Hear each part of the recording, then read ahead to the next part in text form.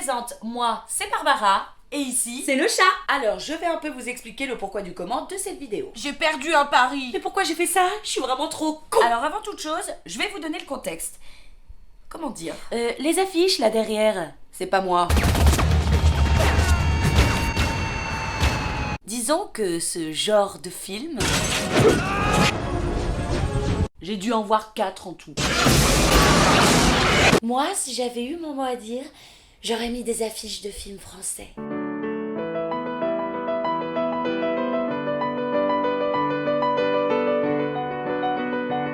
Ou de théâtre. Il rencontre une petite zouze campagnarde pas dégueulasse.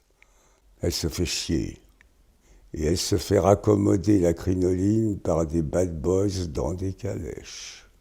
LOL, la salope! Je ne voudrais pas passer pour une élitiste et qui ne fait confiance qu'à Télérama, mais... De la merde. De la merde. De la merde, de la merde. Bon, en résumé, j'ai osé dire que tout ça, c'est des films pour ados attardés. Et comme j'ai perdu ce pari débile...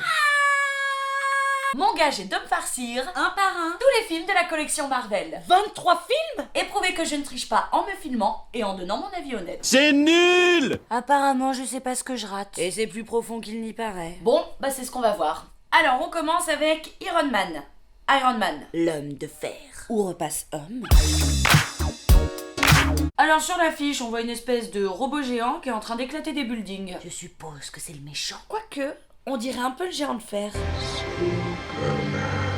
Du coup, ça se trouve, il est gentil. Alors, c'est avec Robert Downey Jr. Attends, c'est pas celui qui joue dans les McBeal, lui? Eh ben si. Oh non mais sérieux, mais ça a l'air tellement pourri. Terrence Howard. Ça me dit rien. Jeff Bridges. Je crois que je connais. I'm the dude. Et Gwyneth Paltrow. Qui a dû faire une pause entre deux ventes de bougies à l'huile de vagin. This smells like my vagina. Une mise en scène ultra dynamique, un casting extraordinaire, des effets spéciaux hallucinants. Iron Man est probablement le meilleur film de super-héros depuis Spider-Man 3. J'ai pas vu Spider-Man 3, mais ça va pas m'empêcher de comprendre. Tony Stark, inventeur de génie, vendeur d'armes et playboy milliardaire, est kidnappé en Afghanistan. Forcé par ses ravisseurs à fabriquer une arme redoutable, il construit en secret une armure révolutionnaire qu'il utilise pour s'échapper. Ah mais c'est pas du tout un robot géant en fait. Ah ouais d'accord, je vais voir un film de Bioman, c'est ça? Allez, c'est parti pour Iron Man.